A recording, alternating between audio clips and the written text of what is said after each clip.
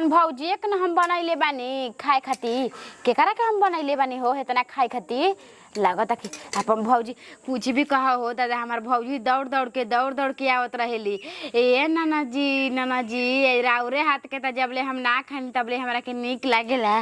पूछे भौजी चलल बाड़ी कहाँ अभी बाड़ी उनकर फोनवो नहीं लागत। हेलो हेलो हेलो हाँ भौजी प्रणाम करते भुला कनी कहाँ पहुँचलू? चौक पे आ गईनी। चौक पे आ गई मुची जी एगो गाड़ी के एक्सीडेंट हो गइल बा रखी। तो कनिया कि टेम्पू से आई है टेम्पू से पैदल मत ये खिचकीली हो गइल बा। रिजर्व कॉल ले भाई बस भीड़वा में से निकलता। अच्छा ठीक बा रखताई रखी चटक मटक बनैले बैनु। हाँ आवा तोहरे खातिर त हम बनैली बानी चटक मटक। मुची जी बना के रख। अरे हाँ हो भौजी तारा के आराम से बना के जवन पीस खालू तवन तारा के रख देले बानी हम। ठीक बाटे भौजी चौक पे हमारा आगिल बड़ी कितना खुशी के हमार बात बाटे ऊ आवेली न त हमार दम दिल मन उनकरे में लग रहेला कुछ भी कह जाता नहीं भौजी के आराम से काट के रखल रम खाली भौजी है त लप से खियावे के रही कैसे हमार ननद जी जल्दी हमारा भी फोन ठोकतनी है नु कह जाला हो कि एगो अपन ननद एगो पराया ननद एगो में ना मिल सकी हसन पराया ननद कतनो पूछी कतनो कही त कही आवत ठीक बा आ बार हमार नंदी कहतिया कहाँ पहुँचलू भौजी कहाँ पहुँचलू यही चलते तो हम छोटकी नंदी घरे ना जानी मझलकी घरे जानी कैसे कि इनका घर जब जानी न तब हमरा के मुर्गा मछरी घोड़ी बना के देवेली जा खाए खाती आदमी खाए खाती नहीं धरती पर जिया तवन हो एगो हमार ससुरा बाटे आज मुर्गा लइहा जाता में से फार के सब कोई घरवा के खाई चिक जानी त दम हमार हिया जुड़ा जाला खा के आवे नीनू त 2 महीना 3 महीना ससुरा में अपन खटे नी हैं कामे ह धामे ह फिर कमजोरी धइले बा जा तनी खा के मोटा जाए ओकरा बाद में खाओ के तब तनी दहिंगर हो जाए तब जाए में अपन ससुरा हो तब न आदमी को घर उठवावे के बाटे हैं राजमिस्त्री के जन 500 250 लेबर के 600 दियाई तन हम ये ना अपना घरे खटम इनका घर ये बानू कि खाए में नु तनियो सी कमी ना करेली जा ओकर बुढ़िया है ओकर गोतनिया है ओकर नंदी है देख के जरेली सो मगर हमार गोतनी हमार नंदोई छी एक पीस आदमी बाई जा एगो नतिया का बेटा गाड़ी उलाट देला ह एक्सीडेंट हो गइल ह धक्का लागल हटे ओ में देरी हो गइल ह टेम्पो वाला ले जाके ओनी रोड पे छो देला ह पूछे जोरे के रास्ते ठीक नहीं है तनियो से हेसे आवा हेसे जा हेजे स्टॉप बा उतर खेती में दौड़ा तबे आव बाहा फान के बुची जी बाई जी बतावा हो कैसन दिन कैले बा कहनी बबुआ के चरे बबुआ जोनहरिया काट के ले आके काट के गाल देवल जो भैंसिया के घर मसल बा फेन बड़ी सवाई आई कमो ना ओरी आई हम देखतनी पता ना केने निकल जाला सन खेले खातिर ई ना बुझला के हाँ कामा ओरी आदि घाटवा के अब अकेले मशीन में ना नु कटाई इथी हो जोनहरी खेता में लेते मी अकेले काट के ले आदी हन आग मशीन में कटाई बिना 2 आदमी के ओकनी के ठेकाने नहीं खे केने गोइलसन हम का करी छोड़ देते हम पक सुनत नहीं क्या गोड़ लागते खुश खुश ठीक भाई हां और समाचार बताएं सब ठीक है बा कैसे एक पे एक अरे आई रही जा शादी में बनी जानो हां आई गौवा शहरिया हजी सोन पारसा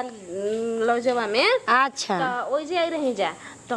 पोसे उलट गइल बा ठेर आदमी में मोर गइल बाड़न ये राम जी ओही में तो हनी लोग रहू जा कन्या ये कहीं के घर को हमनी के बच गइल हई जा तो अब सास हमारे हेड करत यहाँ कहते कि ना ओकरा कुछ भइल बा हम कहले हम जाके ननद जी से बात करावत तनी सब कोई घबरा गइल है आ गइल है मन ना लागल है तो जान जाई ऐसे ना कनियो ना कुछ कहली है के हम मम्मी जी आवत है भौजी कैसे नहीं बतैले एक बार खिया गइल हनी हां जानते बानी कि नजदीके बैबे गइल बा सोचनी है कि जाई तनी घूम ली है ऐसन ऐसन घर अच्छा चल जाए त भीड़ी आई रहू त घूमिए लेल त कनो के हमरा दुख नहीं खे हमरा त और खुश रही ना कोई घरे आगना आवेला नु हित ना त यो हम खुश रही ना हां जान जाई ननद जी के सास रहुआ कि बियाह के आज दिन रहे सब कोई गाड़ी पावत रहे बसवा के तो करनी होइए गई। अब देखिए बियाह का तो फिरत है आज ना होई 7 दिन के बाद। हाँ ये अब वही में के मर गइल बा तो हाँ किने ना कैसे होई। हाँ ये तो दुख के बात बहुते बउए भगवान का ये कैसे बियाह शादी मैंने बस लट गइल तहने घाई आदमी हो गइल तहने एक्सीडेंट हो गइल ये कुल होत रहेला सुने के मिलेला एक कने जानलू। और बताइए अपन समाचार और सब बढ़िया बा कने रुका बोलावत है कनिया के तेल लगावत तैनु। हाँ कनिया में कमी नहीं खे कनिया करेली ये बुची जी के सिखावे नहीं कि रउआ करी जैसे हम रउआ माई के तेल लगावत हई बार माथ चिरत हई घर के पूरा काम करत हई तो कहली कि हाँ ये भौजी करे नहीं आ जाए दी हम रोज लेवा हो कभी कभी पानी में खेले आवता है भौजी आई बई कभी कहे नहीं नु कि रउआ झूठ बोलत हई तो कहली कि ना ये भौजी ऐसा कोनो बात नहीं हम कहनी हम आइन देखे खाती आ कोनो ना तो कोनो ना ये भगवान बुलाइए देवेला हाँ ऊ तो बैले बा जहाँ लिखल रहेला जब के तब इनमें चलिए जाला ई बा के करनी में नु कुछ कहे लायक नहीं के हे चीज के लूद नहीं के हर चीज के लूद बउए उनका जानलू आ ये तो बा के तो वही ले खुश बाई जा हमनी के घर परिवार खुश रहेला के पतो भी तो कोनो गाँव छिपका के लायक नहीं थे जाए दी आदमी हेनु कहे जला आज ऐसे झगड़ा लड़ाई करती तरह वो सब का कहती हाँ हाँ तब का बैले बा करत होई। हाँ ये तो मने दुनिया में के बात बा, घर घर के बात बा। हाँ ई सब कोई के ससुरा में लोग कहेला कि कर भौजाई ऐसे न करते हाँ कहाला हम कहतनी लेकिन आज निमन लूरिया बता कहतनी के भौजैया निक बाईसन लू रहन निमन सिखौले बाईसन नहीं देखी नाना जी के सास इहे न कहा जाला कि लोग धन दौलत ना देखेला संस्कार पर मरेला बैले बा खबूचर सास होली संजी कि रुपया पर मरेली सन ना ना हमनी के कोई रुपया के भूखा ना है जा हमके परिवार के भूखाई ना बन ये बात हमर ननद कहे नी कि हमर सास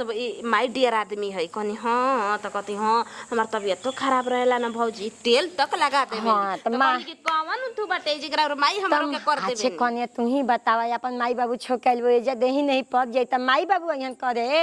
इहे दिमिया करी आई हमरा घर के परिवार हो गेल जिंदगी भर एजुके रहे के बा त हम काहे दुख ज्यादा देम तनी हम आराम करम जानी तक बुलाओ तई कनिया के ए कनिया अरे लिया जा ए घर में चल जाना है पलंगिया पर चल जा कने चल जा कुछो कह बिना कहले त आइलो धम धूसर लेखा बाई हो 5 फीट के लंबा चौड़ा से मोटा झोटा बाई भौस को कहली कि हम भौजी पहलवान हई हम तो जानी मजाक करत रही भौजी अरे आवा हो मतलब कबे की आइल बारू अता खातो नहीं खू खाली वो घर में से वो घर में करत तारू आवा आवा का जी जी अब कहनी ह के अभी छोड़ दी आराम करम त रावरो त दम सास उठुए बाई। अरे भौजी का कहिए भौजी जानता नु हमार जब सास और तू आइबू नु त हमार सास इतना खुश हो आ ना काहे ना ना खाइम बाप रे बाप ना खइबू अरे बुची जी काम करत करत बुझाता कि खाना हमर कम हो गइल बा घरो खाता नु अच्छा यही से और बोले सब बार कहता नहीं कि ए बुची जी पंखा चालू करी ए बुची जी पंखा चालू करी आ गोर लगते ये भौजी बुला गई नहीं है तारा के देख के ये तना खुशी के आगे अगर आइए गई नहीं है ना तारा के का कहिए भौजी जदी कोनो बात नहीं खे अपने नु आदमी बनी जा दूसरा कोई ना लगेला सब आदमी के तनी बुझाला भौजी जवन खाई कोई तवन तू कहिए हमरा से डरई मत अपना मन से किए हम अपना मन से कहे मतलब तोहरा के बननी अपना मन से हम देवे खातिर उना दे हमरा इना लेबू कौन लेबू बोला छोड़ दे मुड़ा लेबू हई कहा जाला हो दादा हई का कहा जाला हो ये बुची जी आ अरे भोला हो कहिया कता कटत रहे 7 दिन होता ना जाकर परमाई मंदिर में कथा कहानी कहले या के जानका और समझ बोलैली नहीं जा हां कोई रहू ना गनी काहे लाठा लाठी हो गई कैसे लाठा लाठी बनैली सन एक दिन लग उठेला नु आवेला सन हित बता मुर्गा बनैली सन आई रहे 25 किलो गोड़ी खाली गोड़ी लाई रहसन आ हमनी घर गूथ उठ के देती है 5 गो बताई तो अब गीत गावे कोई जाई हम ना गई अब जाए अब का करबू मतलब अब जितना होई तेतना तहनी के दे देले में लड़ाई झगड़ा लोग इसको बात लौकताटे बताव इहे कहनी खाली बतिया नु ए चाची जी होता ना आइल बाटे हमरा के चारे को देतई तू भी देखियो कर मर खइया लगिया बोल देला बोल ले देखो कर झोटा का बात नहीं अभी नहीं भौजी कैसा लागता मछली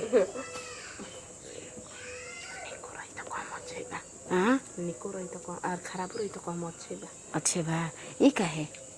ना नहीं ये जगह के शिकायत करो हां ये भौजी तू केतना निमन बाड़ू तू हमारा खातिर जान भी दे सकताड़ू ना कितना निमन तू बाड़ू खा और बड़की दीदी बुझाए के कहे नहीं और भैया ना भेजेनी और नाम में लेते कहलन जो वो हमार बहन जान ही है तो भैया मानत न रहन हमरा के केतन ओकर साथे टिराई करत रही त दम बहिन समझ के तू करत बुची जी आज रात में का बनाए बोला बोला भौजी का तहरा के बना के खियाई जौची बोलबू तौची तहरा के बना के हम के एक अंडा के पपरा करके रसा में ढेर दे अब हमरा के 8 गो आ बाक भौजी मतलब कवन छोटे अरे बड़ बात बाटे तन की बड़ आथु बतावा हिसाब बनेला ना कोई घर 2 गो ना तो 4 गो हमरा के 8 गो खैबू तई कहेला हम चला चुपचाप रह देखी हम कैसे अच्छा से तीता खा लू खैबे कर लू तीता बनाई ना देखा ना हम तीता होता ना तक बर्दाश्त कर सकते हैं कि भोरे जाए तो होता ना चल कहे ने तीता में तो एकदम माहिर बाड़ू तू अभी ना बुझाई जब ठेंगुर ले लेबू तब बुझाई ई बात भैया सही कहता रहन भौजी हमरो घर के बोले ली जा सास बोले ली कि तीता ना खाई जाला ससुई गुथ गुथ के हमारा से पूछतिया ना बताई नी लाई हमारा से ना कहले कने वहां कने की जानो कैसे नहीं ना कहले नु लजो में रेंज संबार सा उलट गइला हां उलट गइला बस बाटी रात मर गइल हमें नहीं भागे उन्हीं के रोड के गाड़ी ना मिली ठीक कइलू भौजी ठीक कइलू देख तो बुढ़िया एक कहवा का कलिन तरह से भौजी अच्छा रंग लगाई हां जी बुझी जी ई सब हमरा कुछ कहे के बा हम अपन ससुरा में सब पढ़ाई पढ़ ले भाई तनी पानी लाइन पानी लाई आ ही दादा देखो याद है ना पड़ल हो भौजी लाई के रुकला तनी बाप रे बाप अपना भौजाई के बोलैले बिया तबे से ये दादा बुझातिया कि ये अपने आप में उ मेहरानू नहीं खे हैं कहनी के हो तनी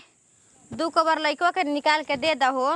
ते दीदी अपने से निकाल के दे दी हम अपना भौजी के खियावा तनी अरे बुजरी वो जो बैठल हइये रही तो दे देती तो का हो जाए एकदम मियाँ थाक जाता एकदम में हो न ते गर्मी कितना लागे लागल बुझाता बरखावा गिर गइल न तो यही चलते एकदम गर्मी लागे लागल ये हवा बिहार त न के चलता टुए जैते तनी समूहवा में पैसा निकाला कहती हो का भौजी दुआरी पर बैठ के का करत हो आए आइल भाई सरह तनी हमर जाला हम कहले भेंट मुलाकात करला बढ़िया ले मिलेला जुलेला गले तो हम का मिली जुली जी दो बबुआ जी रउआ जाई राउर सरह जाइल बनी त रउआ जाके मिली आ जुली आए तनी ऐसन सेवा सत्कार कर जा खियाव जा पियाव जा तू हो नाम ले त ना बाई जन भौजाई काहे राउर कन्या राउरा से मंगाइए ना देला से मछरी जानत रहली तबे न कि हमर भौजाई आवत रही त हम अपना भौजाई के खियाई मछरी मुर्गा खइली और कुछ खाए के मन कर त तू अपना और ले मंगावो हाँ हमारा भी एगो रुपया नहीं के जोहर खाए लायक जी हमारा भी एगो कुल चोरी के भैया के कहां धरत हूं नहीं बैठा देता हूं आ ही दादा कितना और भैया पैसा देवतनी हमरा के रवा जानत नहीं खी भाई कहती हमरा के पैसे नहीं के विदा करत के करा गिर देता उन कहीं रखल नहीं खन होई जे अब हम जानत नहीं कि रखले बनी कि का कइले बनी आए अब रख चाहे कुछ करस हमरा उसे का मतलब बा और तो कनी ने चलत चक्कर का हो ई कैसे कहत नहीं जी एकदम मौगे हो गइल बनी का कह दी त कनी रहस कुछ करत अच्छा ई बताई कि अबे 4 गो बाल बच्चा भइलन स तो हम ये थी करी जाई बताई दे न बुढ़ाइल बा मन थोड़े बुढ़ाइल बा हैं कितना रवा बोली ना जी हम कहां बोलत तनी हमरा बोल देता हूं नहीं हम वो देखत नहीं कितना रवा बोलत नहीं इतना पहलवा ना बोलत रही ठीक है कहल गइल बा खिसवा में लइकन के बियाह शादी हो जाला ना निपट जाला ना तो ए बोलिए निकले लागेला ना ठीक है कहत अड़ू आवेली से सिखावेली त ना तब का तू सिखले रो भैया के ना जी हम ना सिखैले नहीं क्या राउर भैया बदमाश बनो उ को हम कुछ न त चुप चुप करके हमरा उहुरा से लगियन सिखरन भौजी हैं सिखरन का ना ही उ ना सीखी ना तू सिखरहु बक कैसे रह आ जाई सरहद ले भेंट भइल भेंट हमरा कहां भेंट भइल अब जा तनी तू भेंट कइला हो अरे ना जी हम का गइनी लइकवा के खाए खातिर कहनी त कनेवा कहते कि हम अपना भौजी के खियावा तनी अभी हमरा भी समय नहीं खे ना दिलस ये खाना उका रोते रोते अइला से 2-3 झप मार देनी आ भाग गइला सोनी थी काट के तारा ना दे देला खाली हसन। आ तो अच्छा ई बताई बबुआ जी कोई जीवा कनेवा बना अपना भौजाई के काट के खियावत रहलिए तो कह दनी के तू तनका निकाल के दे दी ह आ ना देला से तो उ आवत रहा रोते देख 2-3 झप धरैनी के बगीचा दिन भागल हवनी। चलो ठीक है बा तो जाई हम भेंट कर ली ना। हाँ जाई भेंट कर तब का भेंट करने। अरे हाँ जाई ना जाई अरे और पीछा पीछा बुझाता कि हम नाचत चलिए ने जो सोने करे कोई बाद में करी हो अभी अब आइल बे तो इना तो हमर शिकायत मत करियो त ना भौजैया के बुलावत त आवत नहीं की। अच्छा ठीक बा जाई। हां आई हो पीछे के दौड़ले चिल्लाई नहीं तो जा। हाँ जाई ये एकदम इहो देवर जी बानी न कि का जहीं जाई न तो का कहम कि अइह पीछे पीछे अइह अब ना जेबा तो ओहू खातिर खराबे हो जाई तो देखा ना भौजैया हमर ना अइली ह आ चला हो ए कन्या सुना तब हो इहो बोले ली ना एक बोली पर का कहतौ घर में हो का मम्मी जी हेने आव का कोची आइल बा घर में बैठ लाइटिंग का करतनी बक भिंजल न बा हो कहनी के ले ले कुदुसिया त ना लेके आइलू आ पूछत हम कैसे बैठ गनी रउआ बन तो तो बैठनी ना का करी अब बे पे भगवान जी अत्याचार कैले बावन झूठो के चार गइला हमन हमार गर्मी पर गर्मी बनावले बगे का कहतनी बोले त भौजी न आइल भाई। हां मम्मी जी ना देखनिएगा। हाँ अब पहले तो हमारे भी टपकला है। हां भौजी कहत रही कि तो सास भेटैनी है भेट उठ क के तब तारा बेरी आइनी ह का ले आइल भाई तहरा के का लेके आइल भाई। आइए मम्मी जी रे कही मत भौजी हमारे इतना निमन है नु कुछ सामान एक बोली पर हम मांगे ना तो भौजी कुछ उठा अरे वो तो हम जानते भाई के एक बोली पर दे देबेली लेकिन बैग उग लेके गंभीरे आई रही का लेके आइल भाई। तो भौजी कहले ना सदिया में आई रही सदिया में अरे सदियों में आई रही तब बाजार ओनिए बउए जौन चाहबू जौन मिल जाई मिठाई मिठाई। अरे मिठाई तो आम बात बस सभे लेके जाला और कुछ लेके आई रही का जी मम्मी जी मतलब अब हमार भौजी का लेके मिठाई लेके आइली अब तो गाँव से तो नहीं कि हमार भौजी आइल की साड़ी ओड़ी लेके आई अरे मने लुगे झूला के नहीं कहते औरी कुछ अब का करे वाला कुछ कहाला काहे ले आवेला तो बहुत कुछ बउए का नहीं मिले के चलै भौजी कुछ लावली तो जरूर हमरा वो से कह देवे नी कि मम्मी जी हमार भौजी है सामान लाइल बनी बताई आ ना कहनी है कने आम के सीजन भाई आम हम पाकल लेके आइल भाई। आई हे मम्मी जी कहे ई वाला बात कहनी आ कुछो कहे कहने तारा भौजी के मुंह नु मन नहीं के करत दे बड़ी गर्मी लागत लइनिया कट गइल हत। हां देख दे काने गुरने उर के देखत नहीं ना कबे खाते बउए कने अभी खइलू ना लइकन लेखा घूम घूम के खाते तोहरे भौजी एक कने ना ऐसे खानी हम आ एक कने कुछ कहता भौजी के मुंह एकदम सुगी है हम लेखा लागत है जान जाई है। अब हेने होक दिया मार तनी काजी आ त बेना लेके हाँक द कने ये बनते या चारवा बता हाक देता नहीं त फूक द अरे मुंह ले फूक द ना बफदार हो जाई। हाँ तड़ू नु अरे तोरो भौजी नु सब गुण के पक्का बाई ना एगो गुण के कहे के बा जी लैट्रिन के ने बा तो खाना न खातो कने जो जे में खातिर हम कर एहने बसवरिया में जाए के बा। हाँ ओ जे का खाते खाते का जाई तू हम कर लेबे नहीं उसनो ये रामा मामा हकेला ना भगलू खा के जा हाथ धो के जा दूसर कोई ना लावटी आदमी आउटे दे मतलब घर के लोग ना देखे नहीं क्या सरियाल बा लोग नु ई क्या सरियाल बा 2 दिन है ये गोई रही जा दे धैले रह मीटा हाथ से कर ले ई क्वेश्चन ता भाव जाई बा एक कने वो एकदम से नो भौ जाई हमार कुछ कहे जुगुत ना लागे ए भौजाई आवा हो काहे भागे लगलू भौजाई आई हां के भौजाई के लागल बा के ने बल्टी का करबो बाल्टिया हो आ ओ जे बोतल बा कलवा पर भौजी से बोतल मैदान पर जीबू का